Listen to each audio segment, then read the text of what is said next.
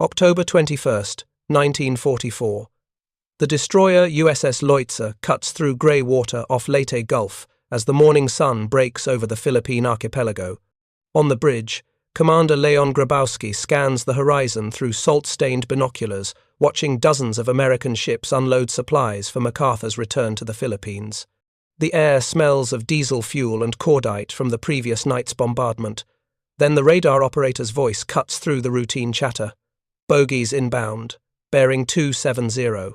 Multiple contacts, speed 300 knots. What happened next would have been routine naval combat, except for one terrifying detail. The Japanese pilots were not attempting to bomb the American ships. They were the bombs. The Kamikazes, divine wind pilots who had pledged to die for their emperor, were diving their explosive-laden aircraft directly into American vessels. Traditional naval doctrine offered no effective defense against an enemy who sought death rather than survival. But in the magazines below Leutze's deck, something waited that Japanese intelligence had dismissed as American propaganda. Artillery shells equipped with proximity fuses that detonated automatically when aircraft approached within killing range. Technology that Tokyo's military analysts had concluded was physically impossible. The mathematics of kamikaze warfare had shifted the fundamental calculus of naval combat. A conventional bomber crew might abort their attack run if they faced heavy anti-aircraft fire, preserving their aircraft and their lives to fight another day. But a kamikaze pilot had no tomorrow. He flew through defensive fire regardless of damage or odds, requiring only enough control to steer his aircraft into an American ship before the final impact. Traditional anti-aircraft shells exploded at predetermined altitudes based on mechanical time fuses set before firing. Miss the exact timing by half a second, and the shell detonated harmlessly, while the kamikaze continued his death dive uninterrupted. Hit the timing perfectly, and you might bring down one aircraft while 3 more penetrated your defensive screen. American naval commanders had watched this brutal reality unfold throughout the Philippine campaign. Ships equipped with conventional ammunition were expending thousands of rounds to stop attacks that killed hundreds of American sailors and crippled dozens of vessels. The kamikazes were forcing the United States Navy to confront an opponent who had weaponized suicide itself, turning every aircraft into a precision-guided munition controlled by human desperation. If you're enjoying this deep dive into the story, hit the subscribe button and let us know in the comments from where in the world you are watching from today. Commander Grabowsky had received his first shipment of VT-fused ammunition 3 weeks earlier at Leyte Atoll, delivered in wooden crates marked with cryptic numerical codes that revealed nothing about their contents. The ammunition officer had provided verbal instructions only. Use these shells exclusively against aircraft. Report results through classified channels. Recover any duds immediately. The secrecy surrounding the proximity fuse remained absolute even 18 months after their first combat use in the Pacific. The technology represented America's most closely guarded military secret after the atomic bomb program. Japanese intelligence networks had intercepted reports of improved American anti-aircraft effectiveness, but Tokyo's technical analysts had concluded that proximity fuses were physically impossible to manufacture. The idea of packing a complete radio transmitter, receiver, and firing circuit into an artillery shell that survived launch forces of 20,000 times. Earth's gravity seemed like science fiction rather than operational reality. Japanese military planners had based their kamikaze strategy on calculations derived from conventional anti-aircraft effectiveness rates. American ships, equipped with traditional mechanical time fuses, achieved hit rates below 2% against diving aircraft. The kamikazes exploited this weakness through sheer numbers and fanatical determination. Launch 50 suicide attacks against an American task force, and 48 would get through the defensive fire to strike their targets. The mathematics favored Japan despite their growing shortage of trained pilots and serviceable aircraft. But those calculations had been made without accounting for shells that could think for themselves. The proximity fuse technology that Japanese analysts dismissed as propaganda had been refined through 2 years of combat experience in the Pacific and European theaters. American factories were producing over 400,000 fuses monthly by late 1944, each containing 5 miniature vacuum tubes, precision timing circuits, and radio components more sophisticated than most commercial receivers. The industrial achievement was as remarkable as the tactical innovation. Workers in plants across the American Midwest were mass-producing electronic devices that would have been considered laboratory equipment just 3 years earlier. Dr. Merle Tuve's original design from the desperate days after Pearl Harbor had evolved into a weapon system that fundamentally altered the mathematics of air-sea warfare. Each fuse contained a miniature radar transmitter that broadcast radio signals in a sphere extending 70 feet in all directions around the shell's flight path. When an aircraft entered that detection zone, reflected radio energy triggered the firing circuit, detonating the shell automatically at the optimal range for maximum shrapnel effect. The system required no human calculation of range, altitude, or timing. The shell made its own targeting decisions, exploding only when an enemy aircraft approached within killing distance. Commander Grabowsky understood the strategic implications, even if he didn't fully comprehend the electronics.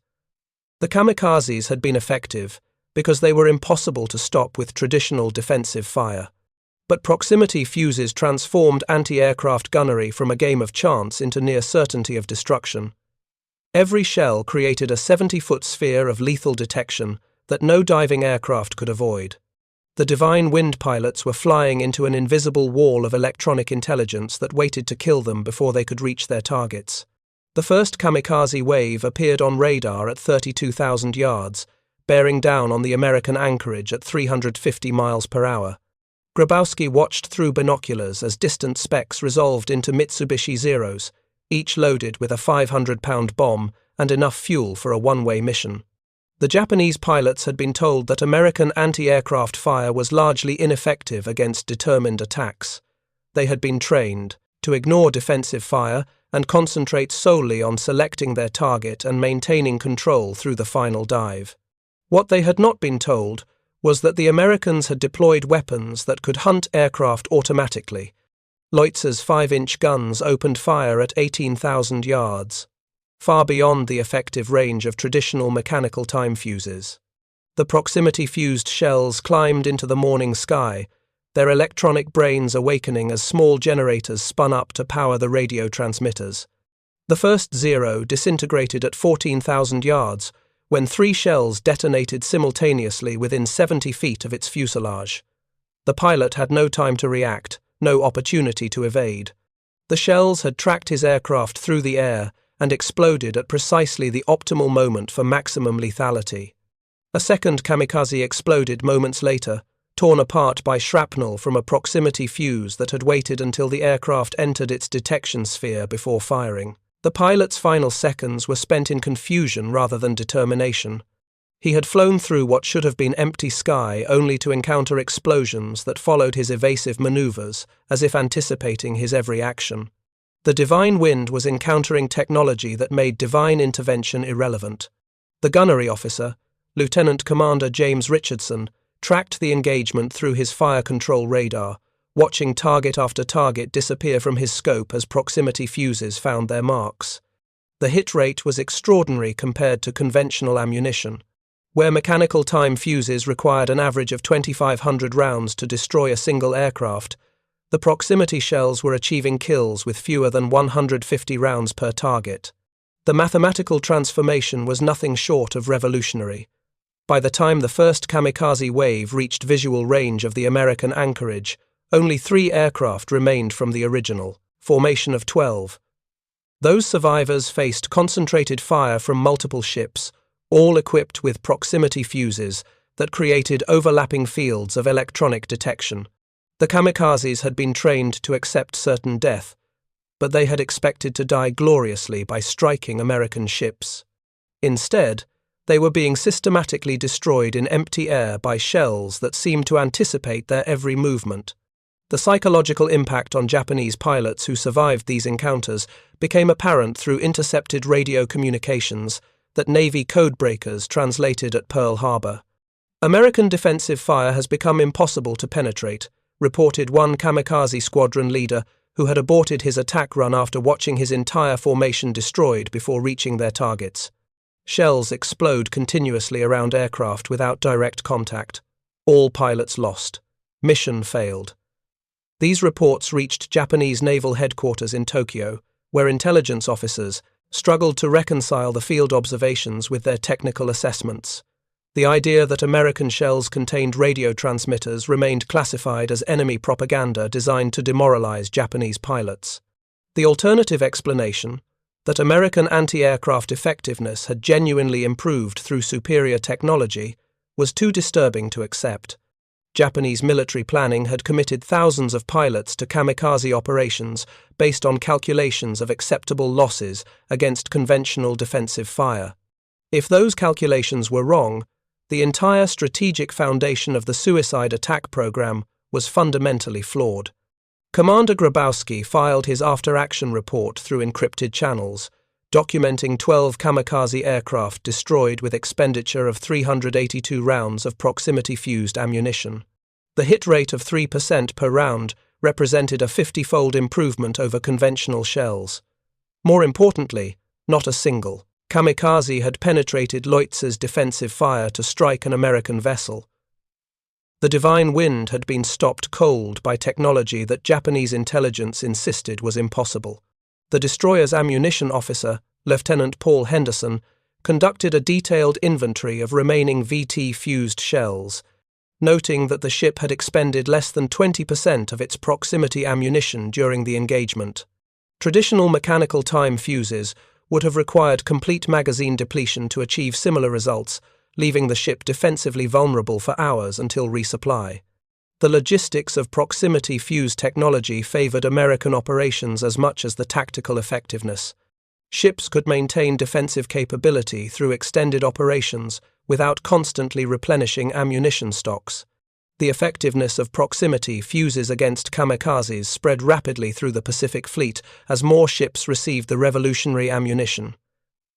The USS Birmingham reported destroying 8 suicide aircraft with fewer than 400 rounds during operations off Mindoro. The USS Newcomb achieved similar results, defending against kamikaze attacks near Leyte Gulf. The pattern was consistent across dozens of engagements. Ships equipped with proximity fuses were surviving kamikaze attacks that would have crippled or destroyed vessels relying on conventional ammunition. Japanese kamikaze doctrine began adapting to the new reality of American defensive capabilities. Pilots received instructions to approach targets at maximum speed from multiple directions simultaneously, attempting to saturate American fire control systems through sheer numbers. But the proximity fuses negated this tactical adaptation.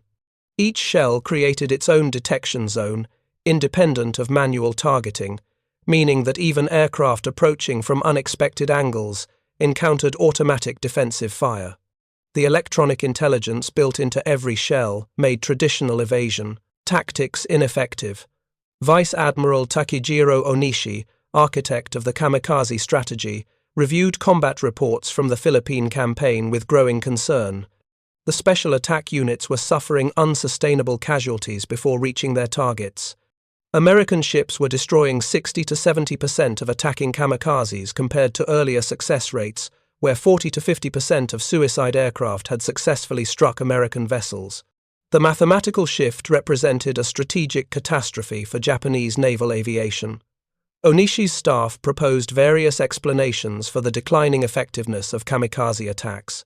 Perhaps American radar had improved, allowing earlier detection and engagement. Maybe American gun crews had received better training in anti-aircraft techniques. Some intelligence analysts suggested that American ships were deploying more anti-aircraft weapons, creating denser defensive fire. None of these theories accurately identified the true cause.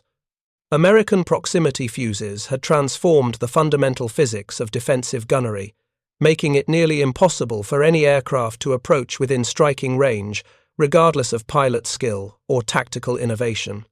The technology gap between American and Japanese defensive capabilities had grown so wide that Japanese military planners could no longer accurately assess the strategic situation.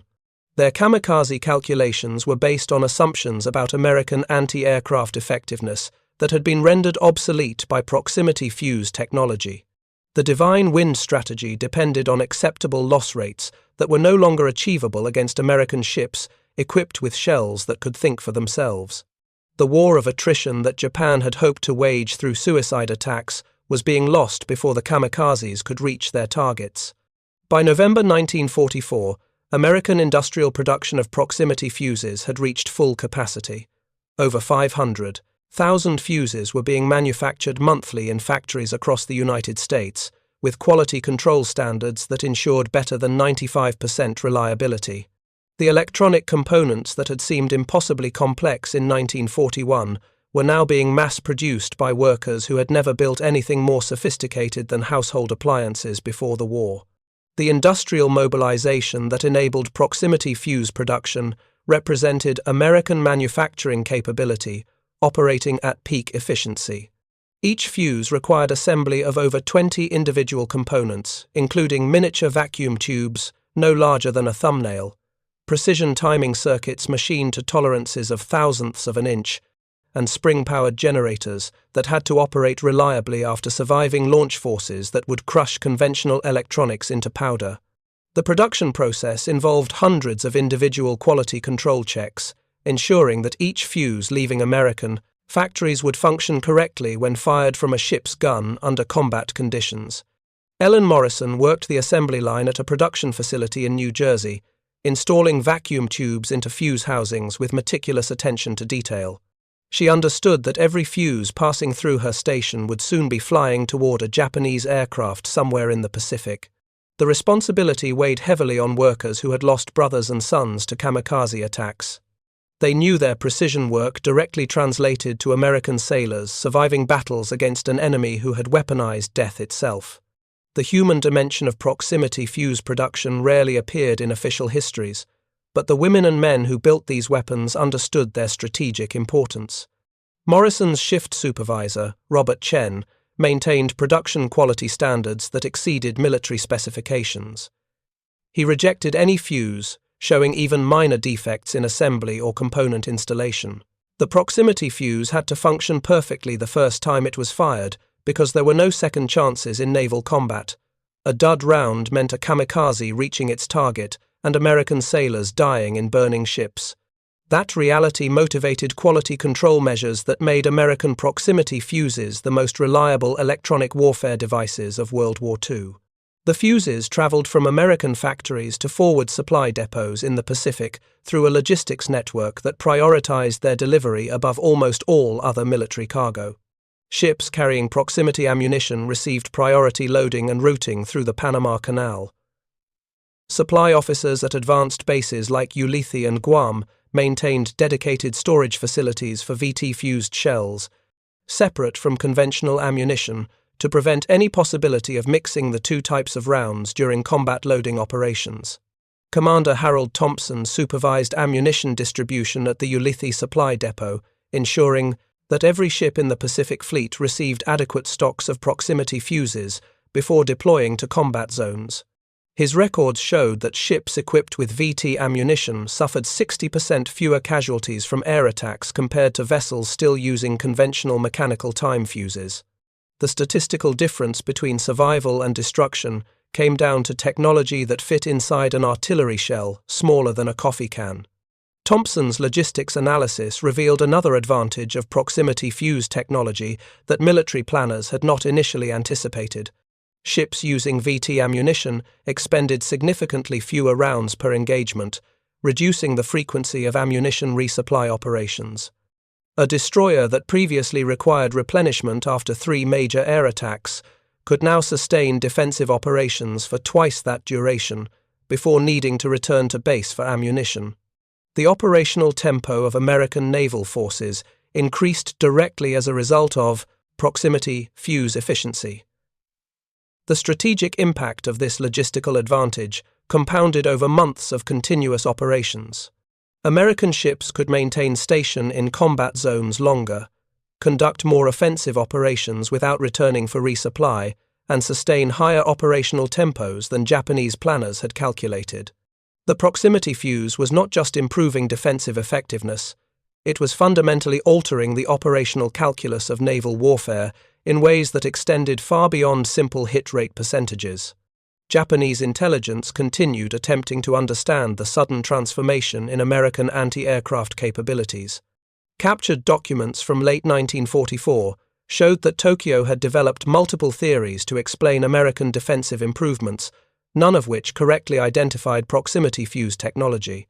Some Japanese analysts attributed the change to improved radar systems that provided better targeting data. Others suggested that American gun crews had received intensive training that improved their accuracy with conventional ammunition. A few intelligence reports speculated about radio-controlled fuses, but concluded that such technology would be too expensive and complex for widespread deployment. The systematic failure of Japanese intelligence to identify American proximity fuses represented one of the most successful security operations of World War II. Despite thousands of proximity shells being fired in combat over 2 years, not a single intact fuse had fallen into Japanese hands for technical analysis. American recovery procedures for duds were rigorous and effective. Navy divers would locate any unexploded proximity shell that landed near American vessels, retrieving the evidence before enemy forces could examine the technology. Ships carrying VT ammunition operated under strict orders to destroy their magazine contents rather than allow capture by Japanese forces. This security success meant that Japanese kamikaze pilots continued flying into defensive fire that they fundamentally misunderstood. They had been trained to expect mechanical time fuse bursts that exploded at fixed altitudes, regardless of aircraft position. Instead, they encountered shells that hunted them through the sky, detonating automatically when aircraft approached within lethal range. The psychological impact of this technological superiority was as devastating as the physical destruction. Kamikaze pilots who survived aborted attacks reported that American defensive fire seemed to follow their aircraft as if guided by invisible hands. The divine wind strategy that had terrified American sailors in late 1944 was being systematically dismantled by technology that Tokyo refused to believe existed. Japanese military leadership continued committing pilots to suicide missions based on calculations that had been rendered obsolete by American engineering. The kamikazes were dying in unprecedented numbers before reaching their targets, achieving success rates that made the entire suicide attack program strategically questionable. But Japanese doctrine offered no alternative to the divine wind. The empire's conventional naval aviation had been destroyed in earlier battles.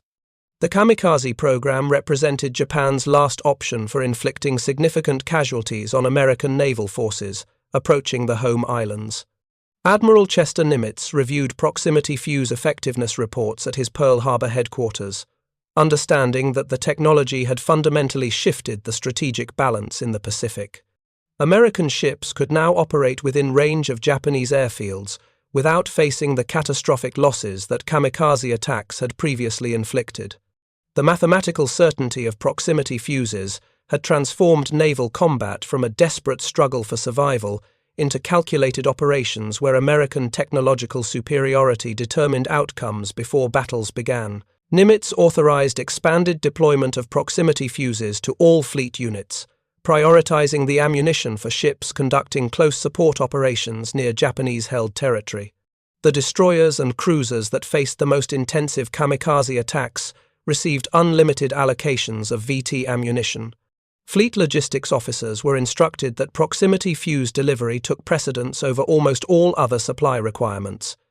The proximity fuse had become as essential to American naval operations as fuel and food. Ships without VT ammunition were considered combat ineffective regardless of their other capabilities. The transformation of American defensive capabilities through proximity fuse technology represented the culmination of 3 years of development, testing, and refinement. Dr. Merle Tuve's original concept from the basement laboratory in Baltimore had evolved into a weapon system that was changing the course of naval warfare in the Pacific. The farm boy from South Dakota, who had asked impossible questions about artillery shells that could think for themselves, had created technology that was saving American lives by the thousands, while systematically destroying Japan's last effective weapon against American naval superiority.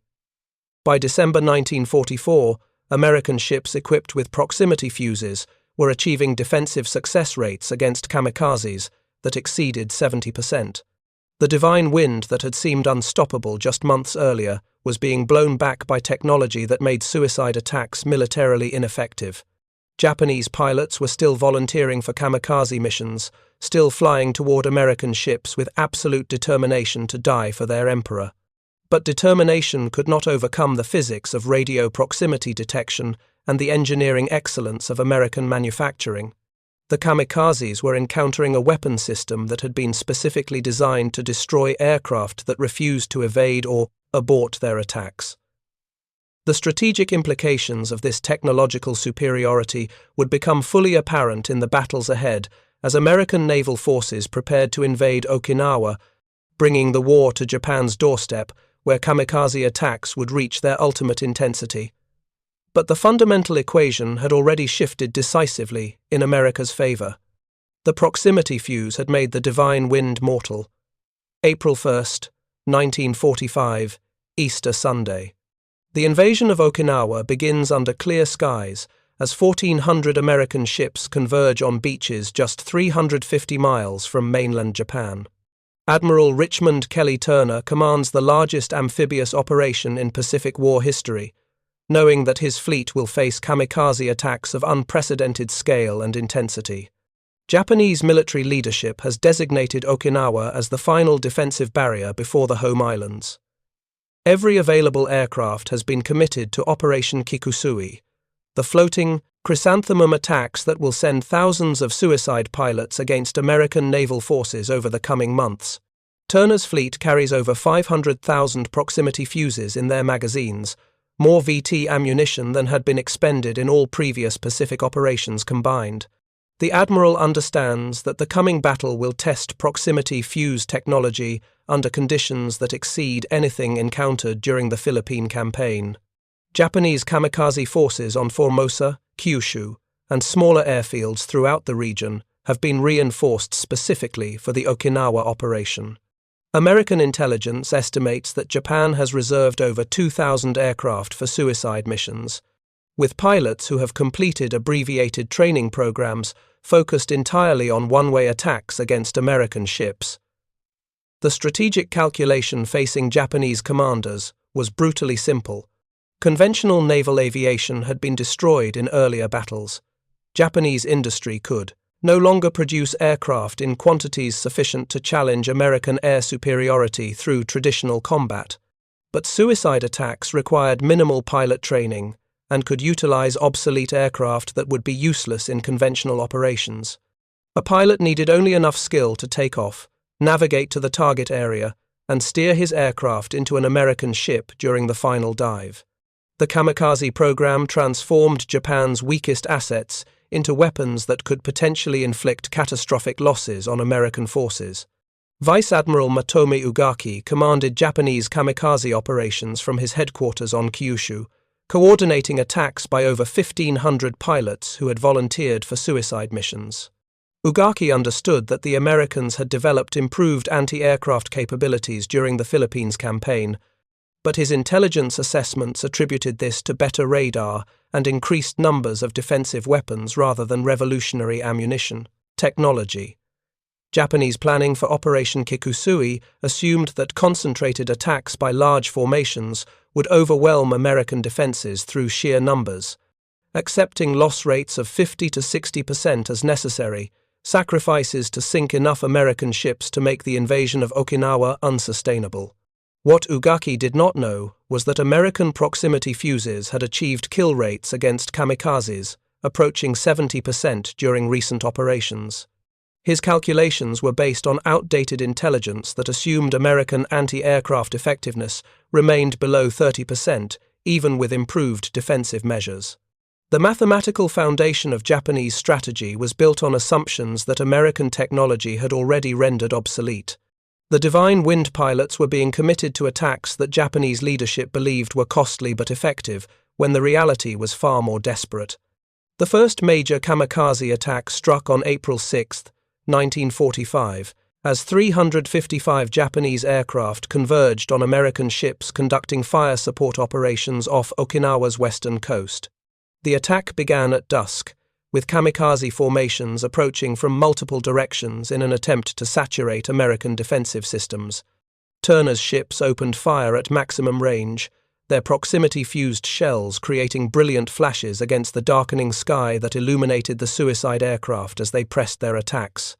The destroyer USS Bush found herself isolated from the main fleet formations, making her a priority target for Japanese pilots seeking vulnerable ships. Commander Roland Westholm watched through binoculars as over 20 kamikazes singled out his vessel for concentrated attack. Bush's 5-inch guns fired continuously, expending proximity ammunition at a rate that would have exhausted conventional shell magazines within minutes. The VT fuses created a defensive barrier that destroyed kamikaze after kamikaze before they could close to effective range. Westholm's gunnery officer, Lieutenant Thomas Hansen, tracked each engagement through his fire control radar, counting kills as Japanese aircraft disintegrated in the air. The proximity shells were functioning exactly as designed, detecting aircraft within 70 feet and detonating automatically to maximize shrapnel effectiveness. But the sheer number of attacking aircraft began overwhelming even the revolutionary ammunition. For every kamikaze destroyed by proximity fire, another pressed through the defensive screen, forcing Bush's gunners to engage targets at point-blank range. 3 kamikazes penetrated Bush's defensive fire within a span of 90 seconds, striking the destroyer's superstructure and engineering spaces with devastating impact. The ship lost power and steering control as fires spread through her interior compartments. Westholm gave the order to abandon ship as Bush began listing heavily to port. The destroyer that had destroyed over 30 kamikazes through proximity fuse technology was ultimately overwhelmed by the mathematical certainty of concentrated suicide attacks. Superior technology could improve survival odds dramatically, but it could not guarantee invulnerability against an enemy willing to die in unlimited numbers. The battle statistics from April 6th revealed both the effectiveness and limitations of proximity fuse technology. American ships equipped with VT ammunition destroyed over 250 Japanese aircraft during the day's fighting, achieving a kill rate of 71%. But the sheer scale of Japanese attacks meant that nearly 100 kamikazes penetrated American defensive fire to strike their targets. 6 American ships were sunk and 10 were damaged severely enough to require withdrawal from the combat zone. The proximity fuse had transformed defensive capabilities beyond anything possible with conventional ammunition, yet Japanese willingness to commit hundreds of pilots to certain death still produced tactically significant results. Admiral Turner reviewed the casualty reports with grim satisfaction. Without proximity fuses, the April 6th attacks would have destroyed dozens of American ships and killed thousands more sailors. The VT ammunition had saved the fleet from catastrophic losses, but the battle demonstrated that technological superiority alone could not eliminate casualties when facing an enemy who had weaponized suicide itself. American forces would need to maintain constant defensive vigilance throughout the Okinawa campaign, knowing that every day brought fresh kamikaze attacks by pilots who viewed their own deaths as acceptable costs of inflicting damage on American vessels. Japanese pilots returning from the April 6th attacks reported that American defensive fire had become impossibly dense and accurate. Our aircraft cannot approach American ships without being destroyed by shells that explode without direct contact, one kamikaze squadron leader transmitted before his formation was annihilated during a subsequent attack. Every pilot understands he will die, but we expected to die striking our targets. Instead, we are being killed in empty air before completing our missions. The divine wind cannot reach its target. These reports reached Admiral Ugaki's headquarters on Kyushu, where intelligence officers struggled to explain the effectiveness of American defensive fire. Some analysts suggested that American radar had been improved to provide perfect targeting solutions for their gun crews. Others proposed that American ships were deploying experimental directed energy weapons that Japanese technology could not match. The correct explanation, that American artillery shells contained miniature radar transmitters that could autonomously detect and engage aircraft, seemed too fantastic to be credible. Japanese military leadership continued planning kamikaze operations based on flawed assumptions about American defensive capabilities. The destroyer USS Leutze became the symbol of proximity fuse effectiveness during the Okinawa campaign, when she survived an attack by 22 kamikazes on April 16. Commander Frederick Beckton maneuvered his ship through continuous suicide attacks for 80 minutes, his gun crews firing proximity ammunition as fast as their weapons could be loaded and trained on new targets. Leutze's 5-inch guns destroyed 15 kamikazes outright, while damaging several others sufficiently to spoil their attack runs. The remaining aircraft that struck Leutze had been damaged by proximity fire, reducing the impact damage they inflicted. Beckton's after-action report documented the systematic destruction of Japanese aircraft by proximity fuses, functioning exactly as designed. Every kamikaze that approached within effective range encountered shells that detonated automatically when aircraft entered their detection spheres.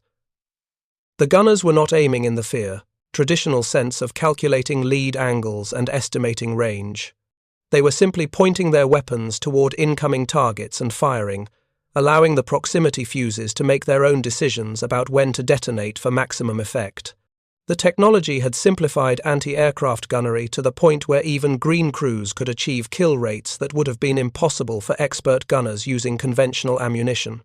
Leutze survived the engagement despite taking 5 direct hits from kamikazes, remaining afloat and capable of independent navigation.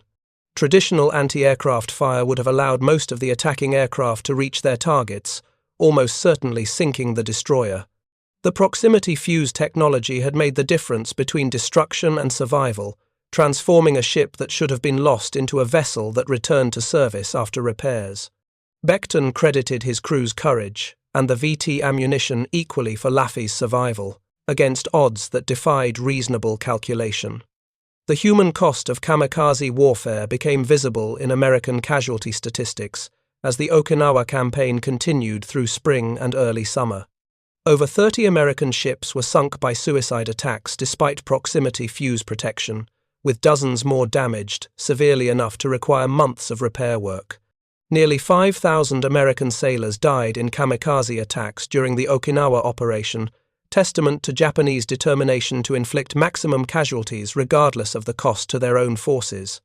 But the casualties would have been far higher without proximity fuse technology that destroyed thousands of kamikazes before they could strike their targets.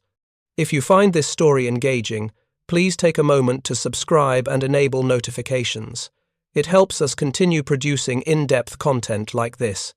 Japanese kamikaze losses during the Okinawa campaign exceeded all previous operations combined. Over 1,500.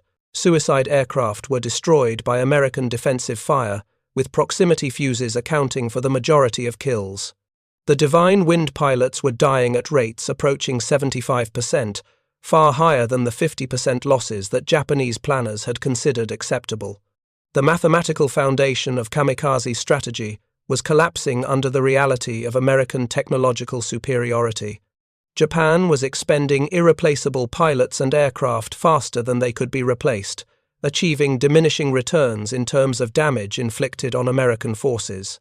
Vice Admiral Ugaki recognized that kamikaze operations were becoming unsustainable, but lacked alternatives to the suicide attack strategy. Japanese industry could not produce enough conventional fighters to challenge American air superiority. Pilot training programs could not replace experienced aviators lost in earlier battles. The kamikaze program represented Japan's last option for inflicting significant casualties on American naval forces, even as mounting losses demonstrated that the tactic was failing to achieve strategic objectives. Ugaki continued ordering attacks because abandoning the Divine Wind strategy meant acknowledging that Japan had no effective means of defending against American invasion.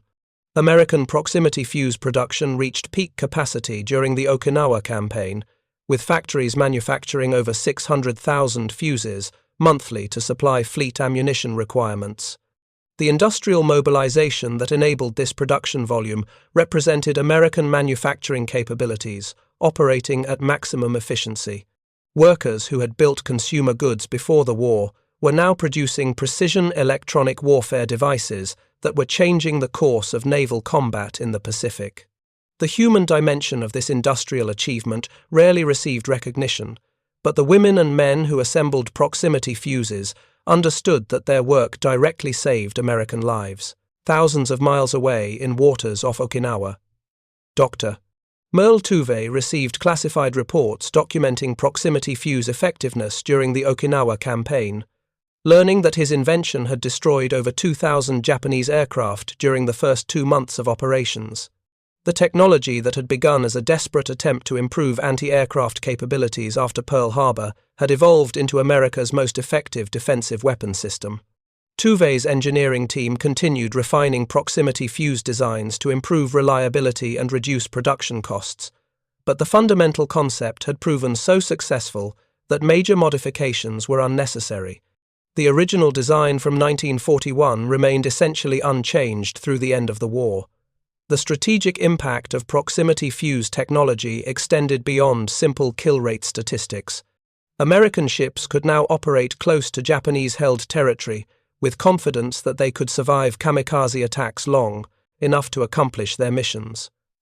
This operational freedom enabled the close air support and naval gunfire that supported American ground forces fighting on Okinawa. Without proximity fuses, the intensity of kamikaze attacks would have forced American ships to withdraw to safer distances, reducing their effectiveness in supporting the amphibious operation. The technology had made American naval power sustainable in the face of suicide attacks that would have otherwise inflicted prohibitive casualties. Japanese military leadership in Tokyo received increasingly desperate reports from Okinawa as their kamikaze forces were systematically destroyed by American defensive fire. The special attack units are suffering unsustainable losses before reaching their targets, reported Admiral Soemu Toyoda, commander of the combined fleet. Enemy defensive capabilities have exceeded all previous estimates. Recommend conserving remaining naval aviation assets for defense of the home islands. But Japanese doctrine offered no alternative to the divine wind. The kamikazes represented Japan's last hope of inflicting casualties severe enough to make American leaders reconsider the costs of invasion. By June 1945, American proximity fuses had achieved kill rates against kamikazes approaching 80% during some engagements. The technology had been refined through months of continuous combat, with minor modifications improving reliability and effectiveness. American gun crews had developed tactical procedures optimized for proximity ammunition, coordinating their fire to create overlapping fields of electronic detection that made it nearly impossible for Japanese aircraft to penetrate defensive screens. The combination of superior technology and tactical innovation had transformed American anti-aircraft capabilities beyond anything Japanese planners had anticipated when they developed the kamikaze strategy. The final major kamikaze attack of the Okinawa campaign occurred on June 21st, as Japanese forces made a desperate last effort to inflict significant damage on American naval forces. Over 100 suicide aircraft attacked American ships, supporting the final ground operations on Okinawa, encountering defensive fire that destroyed over 70% of the attacking formation before any aircraft reached their targets. The remaining kamikazes managed to damage several American vessels but failed to sink a single ship. The divine wind had been reduced to ineffective harassment operations that consumed irreplaceable Japanese aircraft and pilots without achieving strategic results.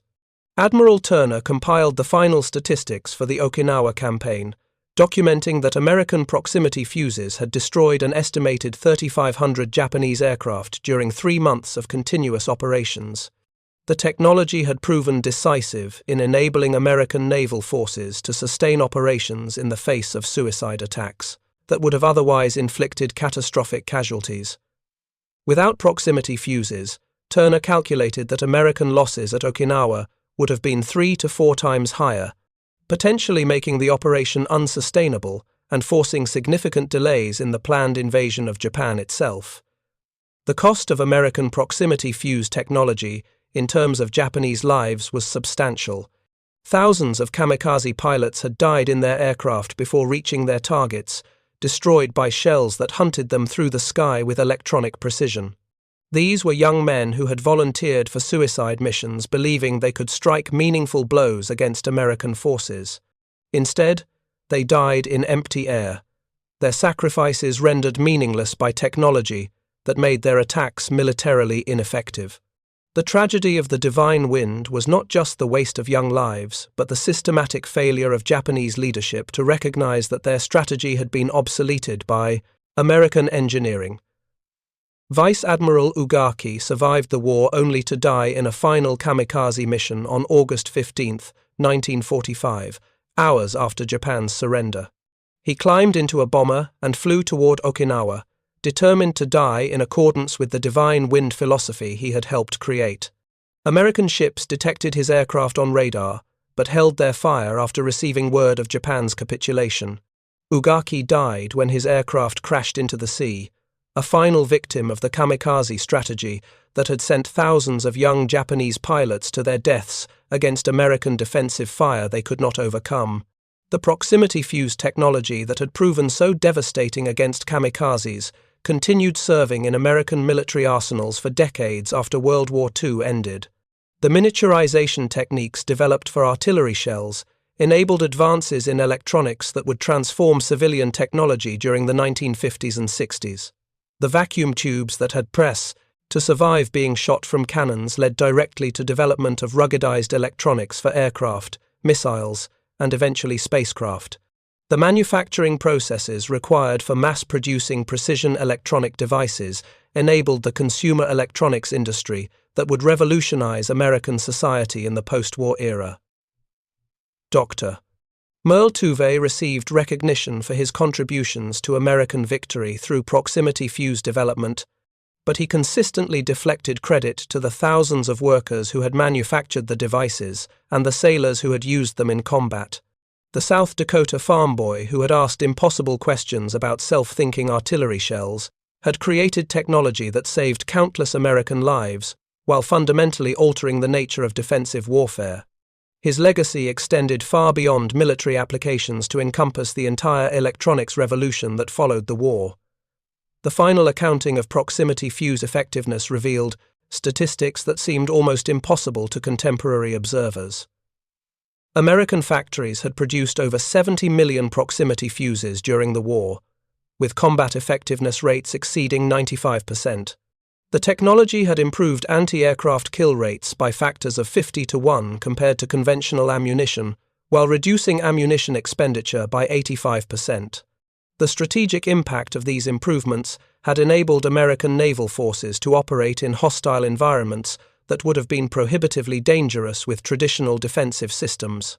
Japanese military analysts who survived the war acknowledged in post-war interviews that proximity fuse technology had been the decisive factor in defeating kamikaze operations. "We sent thousands of pilots to certain death believing they would inflict corresponding damage on American forces," reflected Captain Rikihei Inaguchi, who had helped plan kamikaze operations. "Instead, your shells destroyed them before they could reach their targets." We did not understand that American technology had made suicide attacks obsolete. Our intelligence failures cost us irreplaceable pilots and aircraft without achieving strategic results.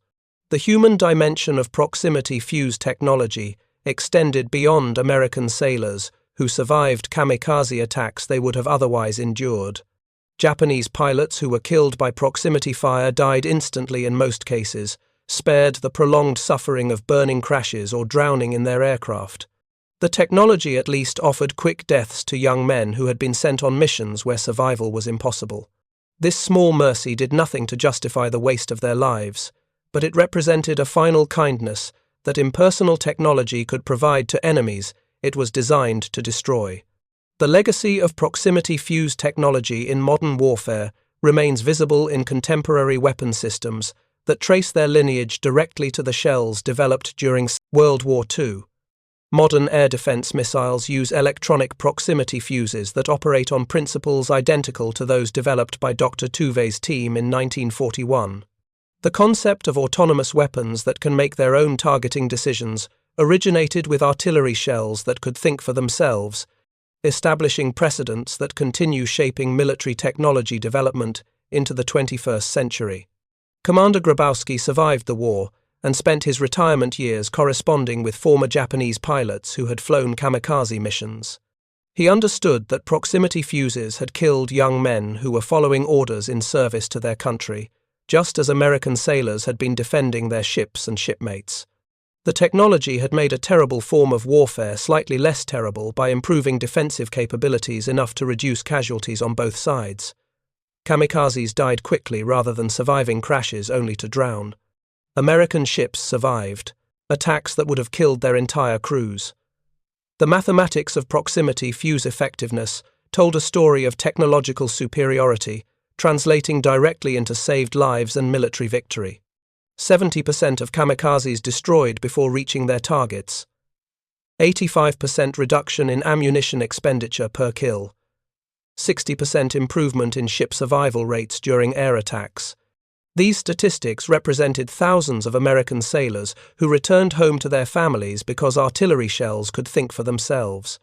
They also represented Japanese pilots whose final moments were mercifully brief, rather than prolonged by burning crashes into the sea. The proximity fuse had transformed defensive warfare from a desperate struggle, where courage and determination mattered most, into a technical problem where engineering excellence determined outcomes. American industrial capacity and scientific innovation had created a weapon that made kamikaze attacks militarily ineffective, regardless of Japanese willingness to sacrifice pilots. The divine wind that was supposed to destroy American naval power had been stopped by technology small enough to fit inside an artillery shell, but sophisticated enough to hunt aircraft through the sky with electronic precision. The final lesson of proximity fuse technology was not about weapons or warfare, but about the power of asking impossible questions. Dr. Fuze had refused to accept that anti-aircraft fire could not be improved beyond the marginal effectiveness of mechanical time fuses. He had asked whether artillery shells could make their own targeting decisions, ignored experts who insisted such technology was impossible, and created a weapon that saved thousands of lives while changing the course of history. The farm boy from South Dakota who repaired equipment with his hands had understood that impossible problems often yielded to systematic analysis and determined effort.